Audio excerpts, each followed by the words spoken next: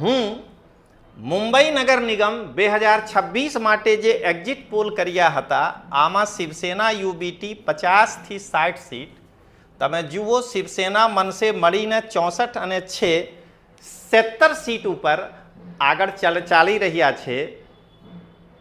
મારા exit poll હુબહુ exact પોલમાં પરિવર્તિત થયા છે.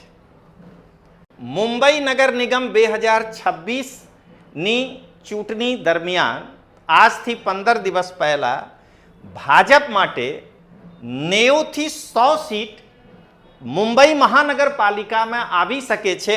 આની ઘોષણા કરી હતી. તમે જોઈ લો અત્યારે બીજેપી 98 સીટ ઉપર આગળ ચાલી રહ્યા છે. એટલે મારા દ્વારા જે એક્ઝિટ પોલ કર્યા હતા એ એક્ઝેક્ટ પોલમાં પરિવર્તિત થઈ ગયા છે.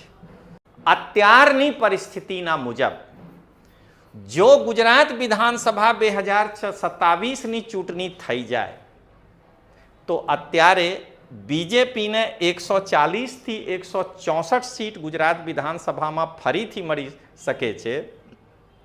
કોંગ્રેસને 18 થી 25 અને સૌથી ચોંકનાર આંકડા છે કે આમ આદમી પાર્ટીને 0 સીટ મળી શકે છે, નહીં તો વધુમાં વધુ 2 સીટ મળી શકે છે અને આમ આદમી પાર્ટીથી વધુ અન્યને સીટ મળી શકે છે એ 5 સીટ છે. મિત્રો, જો મહેશ વસાવા સાહેબ કોંગ્રેસની ટિકિટથી ડેડિયાપાડાથી ચૂંટણી લડી જાય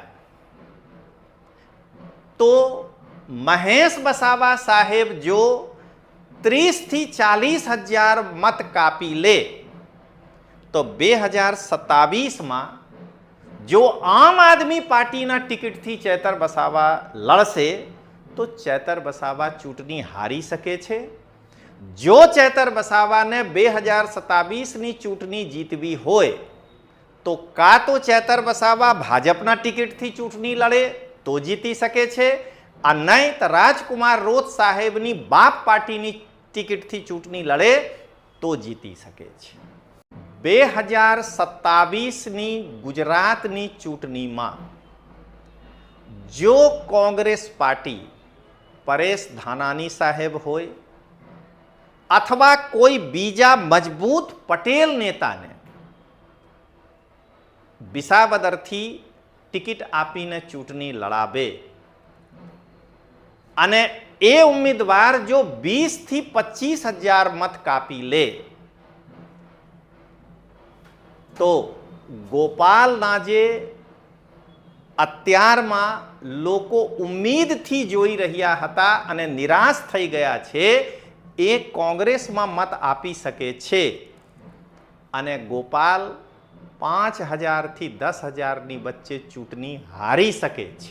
હું મુંબઈ નગર નિગમ 2026ના એક્ઝિટ પોલમાં સંભાવિત સીટ શિવસેના યુબીટીને 50 થી 60, ભાજપને 90 થી 100 અને શિવસેના શિંદેને 28 થી 30 બતાવ્યા હતા. જે તમે એક્ઝેક્ટ પોલથી ટેલી કરો એક્ઝેક્ટ આટલી સીટ પર અત્યારે બીજેપી, શિવસેના શિંદે અને શિવસેના યુબીટી અને મનસે મળીને આગળ ચાલી રહ્યા છે. ગુજરાતની જનતાને લોકતાંત્રિક આવાજના રાષ્ટ્રીય સંયોજક રજનીશસિંહ તોમરના પ્રેમભર્યા નમસ્કાર. દોસ્તો, આજના બંબઈ મહાનગરપાલિકાની ચૂંટણીની પરિણામ જાહેર થયા છે. મહાયુતિ એટલે બીજેપી અને શિવસેના શિંદે ગુટ પ્રચંડ બહુમત પામ્યા છે.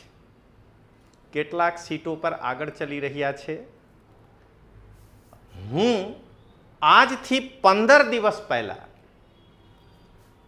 મુંબઈ મહાનગરપાલિકા ચૂંટણી 2026માં જે એક્ઝિટ પોલ કર્યા હતા એ એક્ઝેક્ટ પોલમાં આજે પરિવર્તિત થઈ ગયા છે અને આજે હું 2027ના એક્ઝિટ પોલ કરીને તમારા સમક્ષ રાખી રહ્યા છું. તમે અંત સુધી જોજો તો તમે ખબર પડી જશે કે 2027માં ચૈતર હારશે કે ગોપાલ હારશે. મિત્રો, અહીંયા હું પહેલા એક પંચ રાખું છું, ત્યાર પછી તમે વિડીયો જોજો.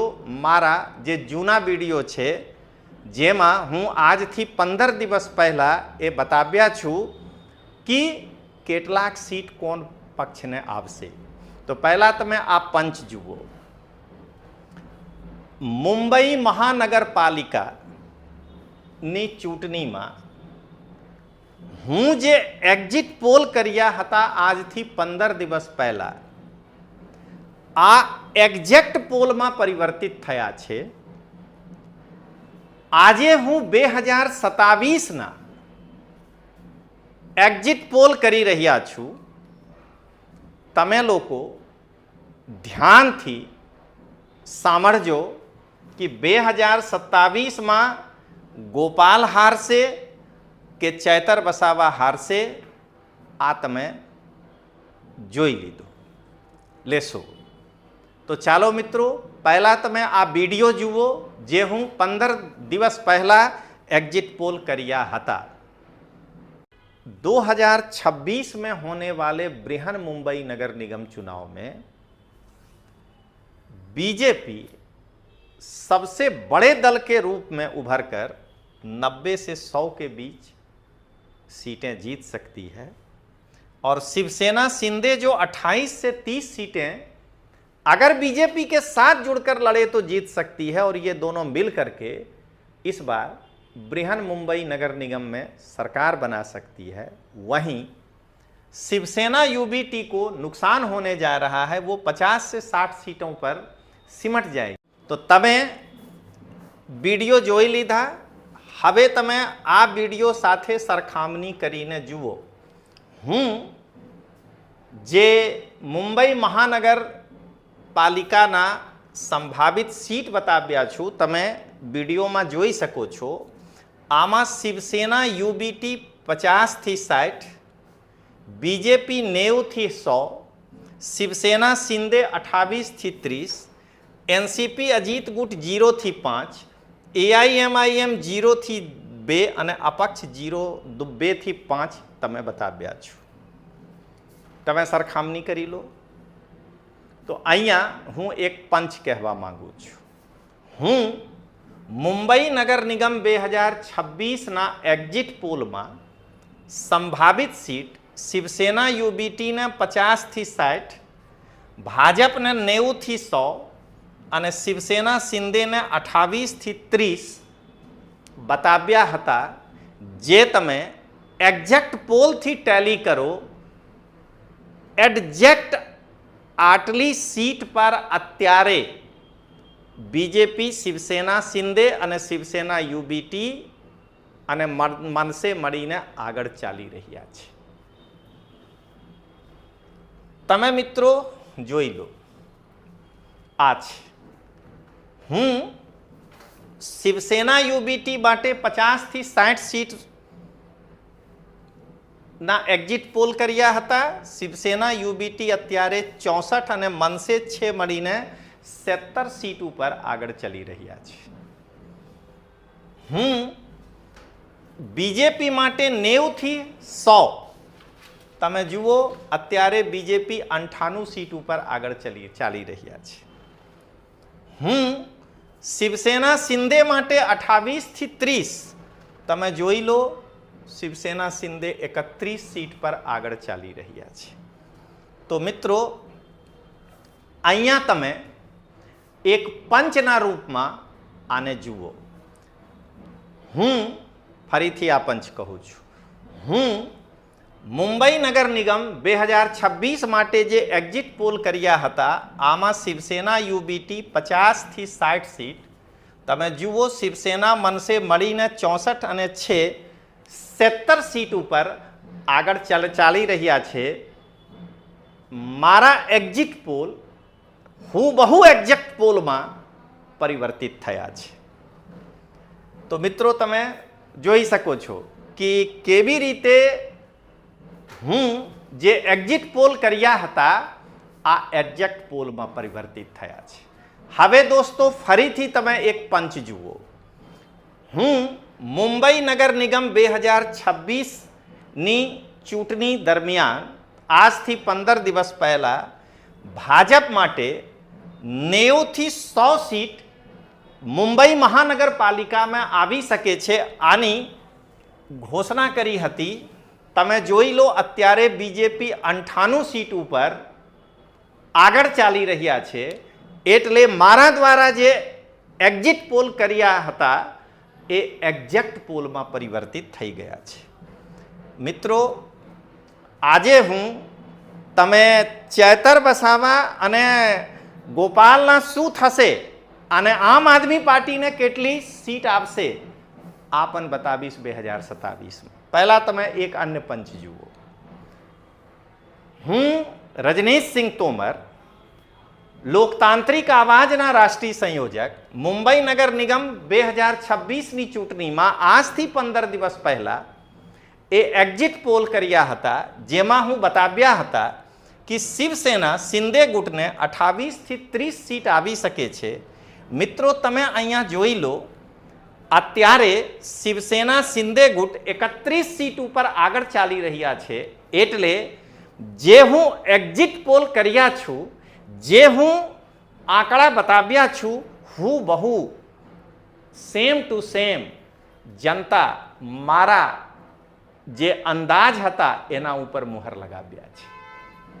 હવે મિત્રો આગળ વધીએ.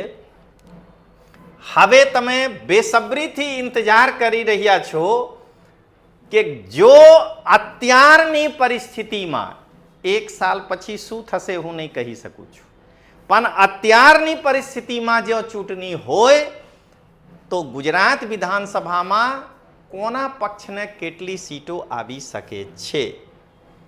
તો મિત્રો વિનંતી છે કે 140 ને 18થી નહીં સરવાલા કરવાના, 140, 25, 2 અને 5.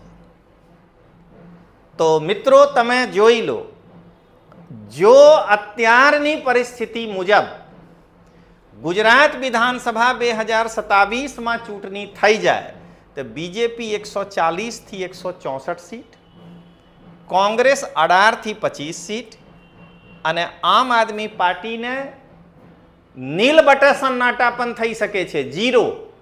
આ નહીં તો 2 સીટ મળી શકે છે અને અન્યને હોઈ શકે છે કોઈ અપક્ષ જીતી જાય, હોઈ શકે છે કે કાંડલ જાડેજા